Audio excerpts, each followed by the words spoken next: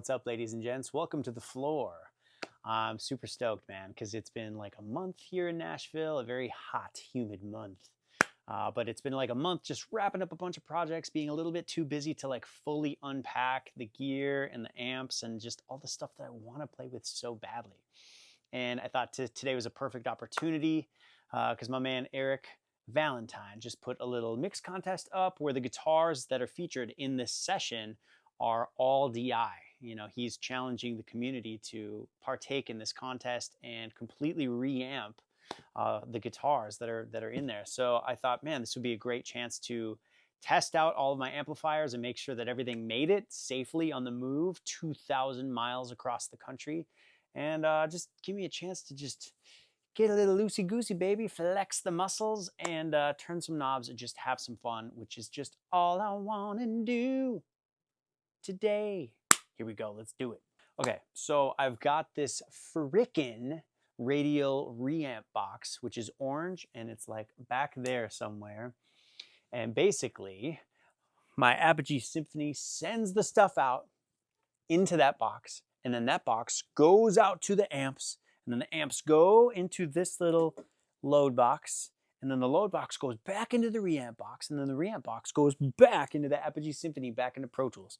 So as we can see here, I have insert 7 loaded up, and then I'm gonna load up my favorite Cali Cabs IR app. It's not called an app, it's called a plugin. Dude, you know this. Ah, idiot. Okay, so, and I'm gonna go with KC412s. The York Audio IRs are so good, man. Let's fire this baby up. I wanna hear the Matchless. This is the first place I start. Samson era DC30.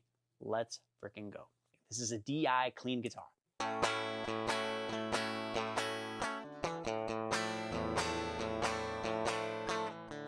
All right. Now we're gonna get the amp going. Okay, and I'm gonna put on headphones because the funky thing about driving these master volume style amps into these load boxes is it actually makes a noise. It's like the loudest noise ever. You can hear the sound of the guitar coming from inside the amplifier, and it's like really fizzy sounding, and it's oftentimes louder than the volume that I'm monitoring at. So I'm gonna use my Ultraphones. Thank you, Gordy Knutson.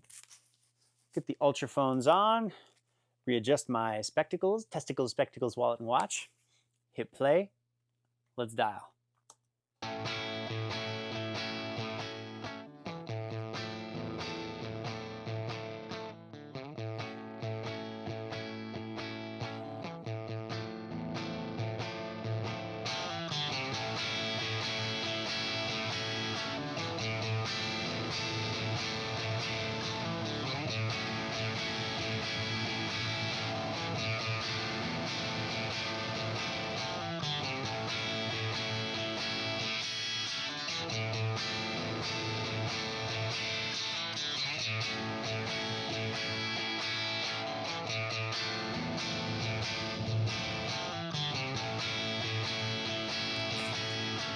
And I honestly don't know the EQ of these headphones very well, so I'm gonna turn them off.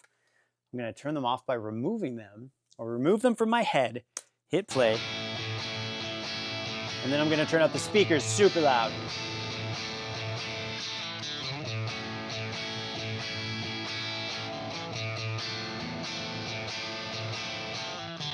Good try, channel 2.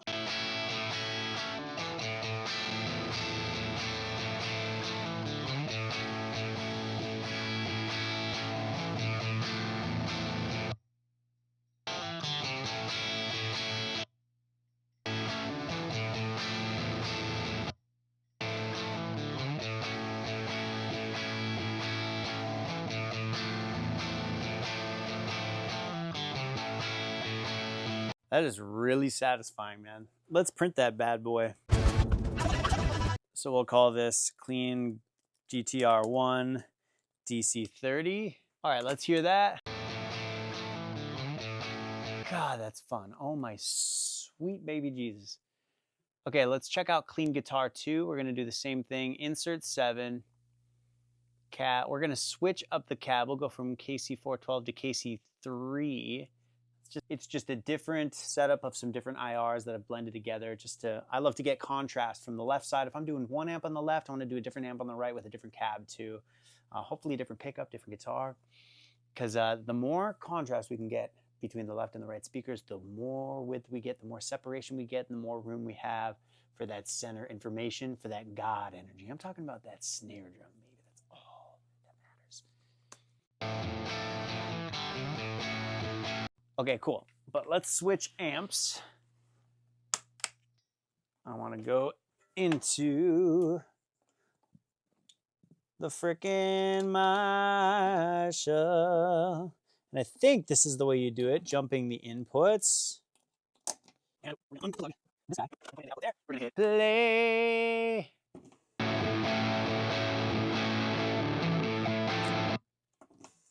Actually, jumping it was cooler.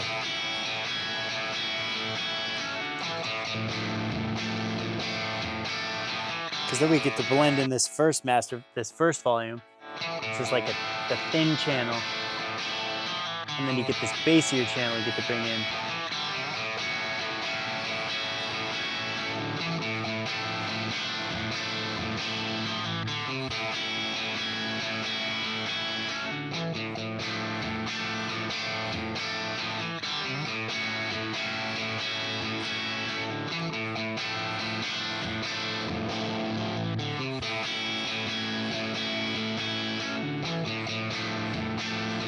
All right, it's not my favorite, but we're just gonna commit what we got there. I'll put the mic super close so you guys can kind of hear what this sounds like. Hear this.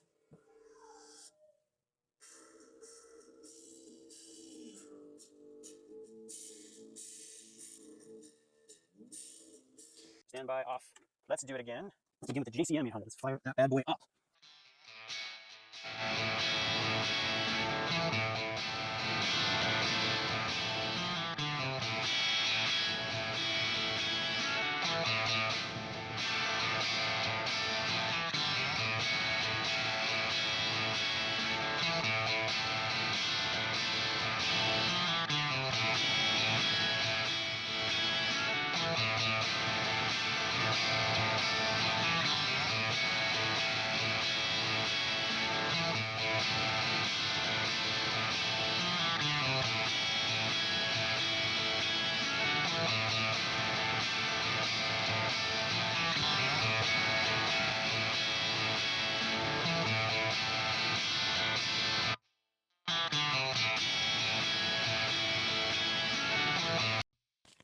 Okay, sweet. Let's print that one down. Okay. Kill that, stand by. We got no power. We need power. Plug this bad boy in. Put our sick red cable in. I guess I'm okay for now. Totally inappropriate amp for any of this stuff, but we got to see if it's working. We're just still getting unpacked here. Let's see what happens. Nice. Nice.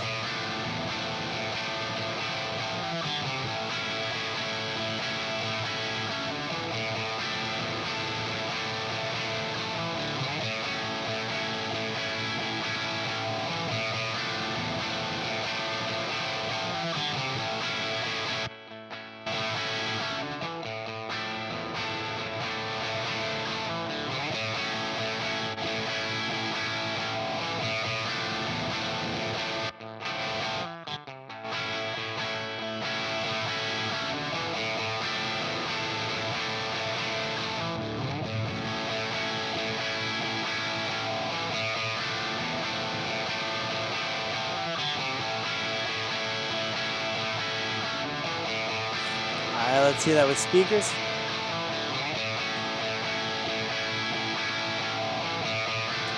I was dead wrong.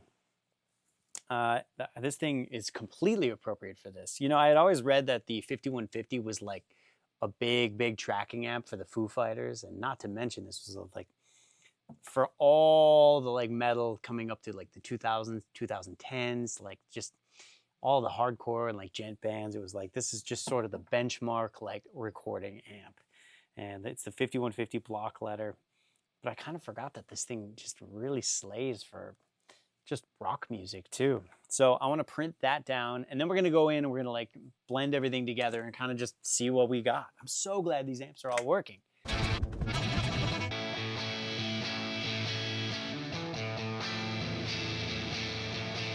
Some weird phase. I want to auto align both of these. Auto align.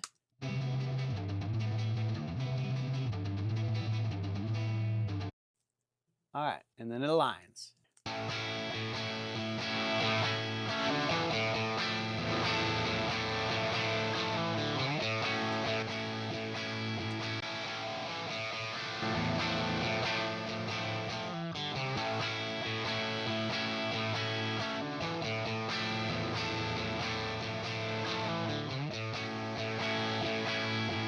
It's awesome. All right, let's try the same thing with these two now, because we have cleaner guitar with the 800 and cleaner guitar with the 100.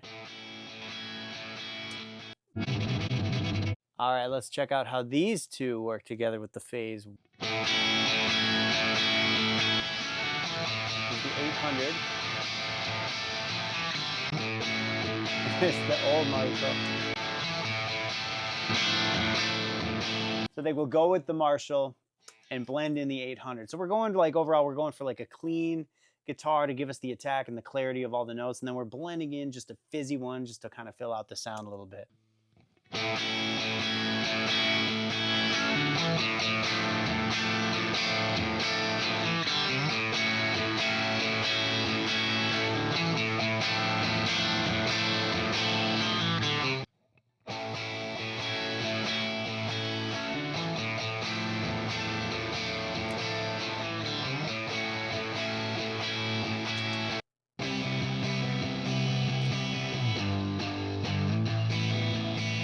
So for this section of the song, if I were to keep going and mixing this thing, you know, we're going to have to do a little bit of a 200, 250 hertz kind of cut where it's just starting to blow up.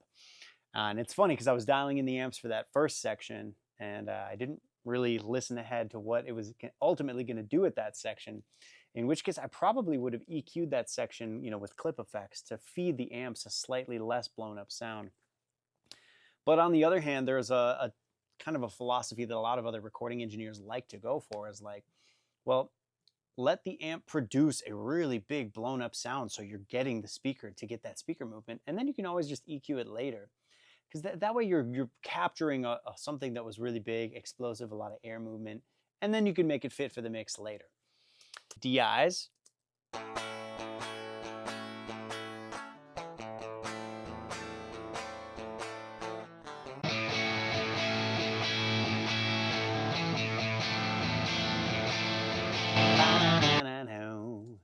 I will show you a little bit of what this blend of IRs is. These are all user IRs. They're these York Audio, I think it's Mesa oversized, V30s in a Mesa oversized. And they're just captured in different ways. And then I just blend them together to kind of get this just really big, nice sound. You know, one sounds like that. One sounds like that. One sounds like that. You know, it's really fun. It's like mixing. So if we zeroed all this out, we can really start to kind of build a tone. Let's try it. Down, down, down, down, down, down.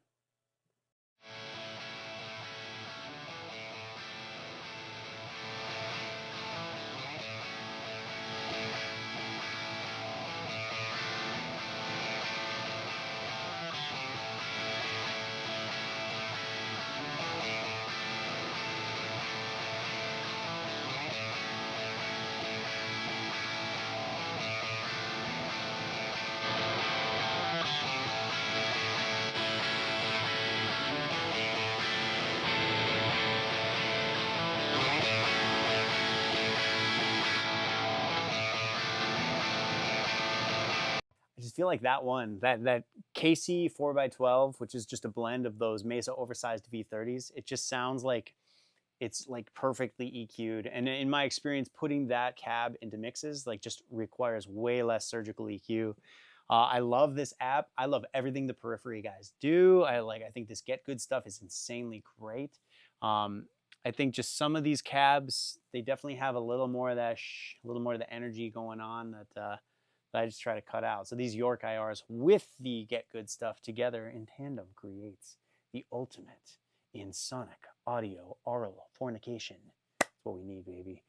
I don't know what the point of this video was, but I had a good time filming this. Hope you enjoyed watching it too. We will see you guys soon, baby.